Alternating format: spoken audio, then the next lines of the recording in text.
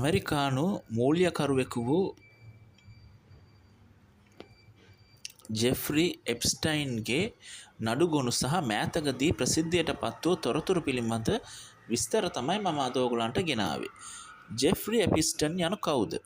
Geoffrey එප්ස්ටන් යනු ලිංගික අපරාධ සම්බන්ධයෙන් වරදකරු වූ ඇමරිකානු කෝටිපතියෙක්. ඔහු ලෝකයේ ප්‍රබල දේශපාලකයින්, කලාකරුවන් සහ රාජකීයන් සමග සමීප සම්බන්ධතා පැවැත්වුවෙකි. ඔහු 2019 වසරේදී බන්ධනාගාරය තුළදී මියගිය අතර එය සිවිදිවි නසා ගැනීමක් ලෙස සැලකේ. එප්ස්ටන්ගේ ලිපි ගොනු යනු කුමක්ද? එයාටම කියලා එයා වෙනම ලිපි ගොනුවක් මේන්ටේන් කරා. ඒ ගැන අපි බලමු. මෙම ලිපි ගොනුවල අඩංගු වන්නේ ඔහුගේ අපරාධ විමර්ශනවලට අදාළ නීතිමය ලේඛන, සාක්ෂි ඡායාරූප, වීඩියෝ සහ ඊමේල් පණිවිඩයි. ප්‍රකාශයට පත් කිරීම. එප්ස්ටන්ස් ෆයිල්ස් ට්‍රාන්ස්පේරන්සි ඇක්ට් නීතිය යටතේ 2026 වසරේ මුල් භාගයේදී ඇමරිකානු අධිකරණ දෙපාර්තමේන්තුව DOJ විසින් ලේඛන මිලියන 3කට අධික ප්‍රමාණයක් ප්‍රසිද්ධියට පත් කරන ලදී. අන්තර්ගතය මෙහි ප්‍රධාන වශයෙන් එප්ස්ටන්ගේ ගුවන් ගමන් මාර්ග, ෆ්ලයිට් ලොග්ස්, ඔහුගේ පෞද්ගලික දූපතට ගිය පුද්ගලයන්ගේ නම් සහ ඔහුගේ අපරාධ ජාලයට උදව් කළ අයගේ තොරතුරු ඇතුළත් වේ. ශ්‍රී ලංකාව සම්බන්ධ තොරතුරු. මෙම ලිපිගොනුවල ශ්‍රී ලංකාව පිළිබඳ සඳහන් කිරීම 188ක් පමණ හමු වී ඇත. නමුත් එම සඳහන් කිරීම කිසිමක් ඍජු අපරාධ චෝදනා නොවේ. බොහෝමයක් තොරතුරු සංචාරක සටහන්, විද්‍යුත් තැපැල් හෝ විවිධ පුද්ගලයන් ශ්‍රී ලංකාවට පැමිණීම පිළිබඳ කළ අහඹු සඳහන් කිරීමක් පමණක් බව වාර්තා වේ. ලිපිගොනුවල නම් සඳහන් ප්‍රධාන පුද්ගලයන්. මෙහි සඳහන් වන පුද්ගලයන් සියල්ලන්ම අපරාධකරුවන් නොවන අතර බොහෝ දෙනෙක් එප්ස්ටයින් සමග මිත්‍රත්වයක් හෝ ව්‍යාපාරික සම්බන්ධතා පැවැත්වුවන්ය. ඒකෙන් සමහර කට්ටිය ගැන මම ඔයාට කියන්නම්. බිල් ක්ලින්ටන් සහ ඩොනල්ඩ් ට්‍රම්ප් මොහුන් දෙදෙනාම එප්ස්ටන්ගේ යානාවල ගමන් කර ඇති බවට හෝ විවිධ සාදවලදී හමු වී ඇති බවට තොරතුරු සඳහන් වේ. ඇන්ඩ්‍රු කුමරු බ්‍රිතාන්‍ය රාජකීය පවුලේ සමාජිකයෙකු වන ඔහුට එරෙහිව බරපතල ලිංගික අපයෝජන චෝදනා එල්ල වූ අතර ඔහුට සිය රාජකීය පදවි නාමය යන්ද අහිමි විය.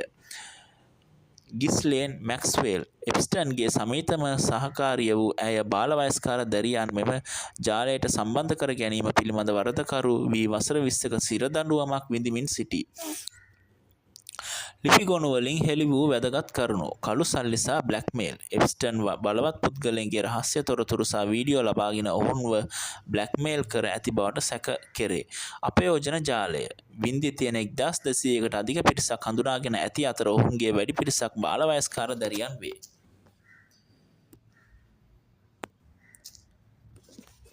ජෙෆ්රි එප්ස්ටන් විසින් පවත්වාගෙන ගිය ජාලය සෙක්ස් ට්‍රැෆිකින්. මනුෂ්‍ය වෙළඳාම ගණයට වැටෙන අතර අධ්‍යාපන සමාවන්න ජෙෆ්රි එප්ස්ටන් විසින් පවත්වාගෙන ගිය ජාලය මනුෂ්‍ය වෙළඳාම, විශේෂයෙන්ම ළමා ලිංගික අපයෝජන සහ ජාවාරම් සම්බන්ධ අපරාධ ජාලයක් ලෙස සැලකේ. මෙම ජාලයේ ක්‍රියාකාරකම් වලට ඇතුළත් වූයේ බාලවයස්කාර දැරියන් බඳවා ගැනීම, මුදලේ සහ වෙනත් දේ පොරොන්දු වෙමින් බාලවයස්කාර දැරියන්ව අපරාධ ජාලයට ගෙන්වා ගැනීම, ලිංගික අපයෝජන සහ ජාවාරම්. එප්ස්ටයින් විසින්ම සහ ඔහුගේ කවයේ සිටි අනෙකුත් බලවත් පුද්ගලයන් විසින් මෙම දැරියන්ව ලිංගික අපයෝජනයට ලක් කිරීම සහ ජාවාරම් කිරීම. නීතිමය ප්‍රතිවිපාක. මෙම අපරාධ ජාලය සම්බන්ධයෙන් කටයුතු කළ ප්‍රධාන පුද්ගලයන්ට එරෙහිව නීතිමය පියවර ගෙන ඇති අතර ඔවුන්ට සිරදඬුවම් නියම වී ඇත. මෙම සිද්ධිය සම්බන්ධයෙන් අදාළ නීතිමය ආයතන විසින් තොරතුරු ප්‍රසිද්ධ කර ඇත. ළමා ලිංගික අපයෝජන සහ ජාවාරම් බලපත්‍ර අපරාධ වන අතර ඒවාට අදාළ නීතිමය ක්‍රියාමාර්ග සහ දඬුවම් පවතී. එවැනි ක්‍රියාවන් කිසි ලෙසින්ම හෝ අනුමත කළ නොහැක.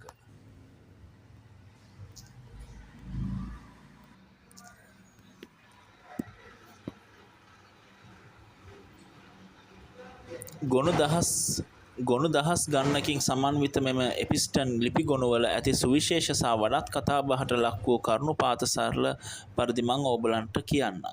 ලෝක මට්ටමේ බලවතුන්ගේ නම් හෙළිවීම. මෙම ගොනුවල ඇති විශේෂම දේ වන්නේ ලෝකයේ ප්‍රබලතම දේශපාලකයන්, කෝටිපතියන් සහ රාජකීයන්ගේ නම් මෙහි සඳහන් වීමයි. උදාහරණයක්, ඇමරිකානු හිටපු ජනාධිපතිවරුන් වන Bill Clinton, Donald Trump, Microsoft නිර්මාතෘ බිල් ගේට්ස් සහ බ්‍රිතාන්‍යයේ ඇන්ඩ්‍රු කුමරු වැනි අයගේ නම් මෙහි සඳහන් වේ.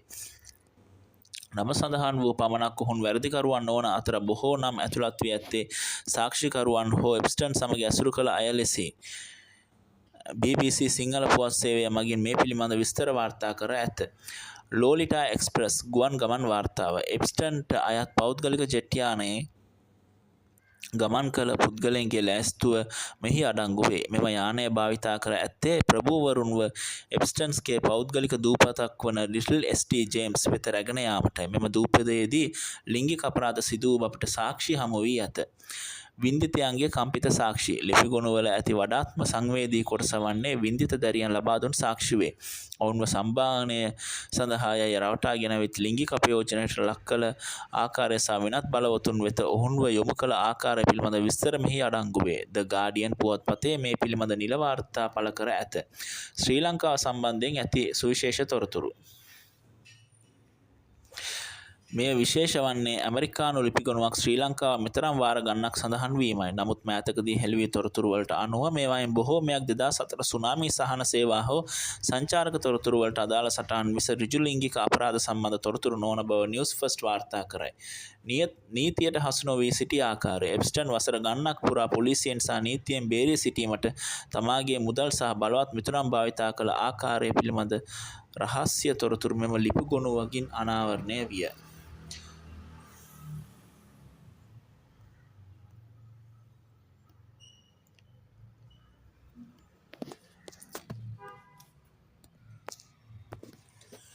තවද ජෙෆ්රි එප්ස්ටන් දශක කිහිපයක් තිස්සේ නීතියෙන් බේරී සිටීමට භාවිතා කළ උපක්‍රම බලවත් දේශපාලන සබඳතා.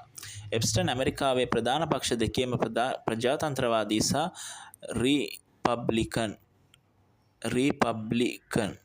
ඉහළ පෙළේ දේශපාලකින් සමග සමීප මිත්‍රත්වයක් පැවැත්විය. ඔහු දේශපාලන ව්‍යාපාර සඳහා විශාල වශයෙන් මුදල් පරිත්‍යාග කළ අතර එමගින් ඔහුට ඉහළ පෙළේ ආරක්ෂාවක් සහ පිරිසුදු ප්‍රතිරූපයක් ගොඩනගා ගැනීමට හැකි විය. 2008 වසරේ රහසිගත නීතිමය ගිවිසුම එප්ස්ටන් නීතියෙන් බේරුණු වඩාත්ම මතභේදාත්මක අවස්ථාව මෙයයි. 2008 දී ෆ්ලෝරිඩා ප්‍රාන්තයේ ඔහුට එරෙහිව බරපතල ලිංගික අපරාධ චෝදනා රැසක් එල්ල විය. සහනය එවකට ෆ්ලෝරිඩාහි රජයේ අධිනීතිඥ ඇලෙක්සැන්ඩර් ඇකෝස්ටා සමග එප්ස්ටන් රහසිගතව ගිවිසුමක් එළඹුණි.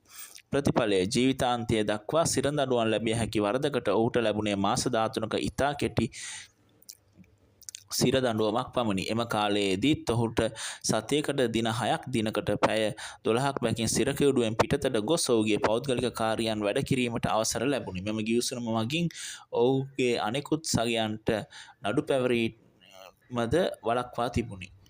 මාර දඬුවමක් මාර චාන්සයක් එයාට ලැබිලා තියෙන්නේ. හිරේ හිටියත් එළියට යන්න පුළුවන්. මුදල් බලය සහ ඉහළ පෙළේ නීතිඥ කණ්ඩායම. ඔහු ලෝකයේ සිටින දක්ෂතම සහ මිල අධිකම නීතිඥ කණ්ඩායමක් තබාගෙන සිටියේය. ඔවුන් රජයේ නඩු පවරන්නටත් දැඩි පීඩනයක් එල්ල කළ අතර නීතිමය සිදුරු භාවිතා කර නඩු ප්‍රමාද කිරීමට හෝ ඉවත් කිරීමට කටයුතු කළහ. අවසාන වශයෙන් මට ඕගලන්ට කියන්න තියෙන්නේ කෙසේ වෙතත් 2019 වසරේදී නව සාක්ෂි හමුවීමත් සමග ඇමරිකානු ෆෙඩරල් රජය ඔහුට නැවත අත්අඩංගුවට ගත් අතර මෙවර ඔහුට නීතියෙන් බේරීමට නොහැකි විය. ඔහු නඩු විභාගය අතරතුර බන්ධනාගාරයේදී මිය ගිය අතර එය පද්ධතියේ විශාල අසාර්ථක වීමක් ලෙස සැලකේ. ස්තුතියි.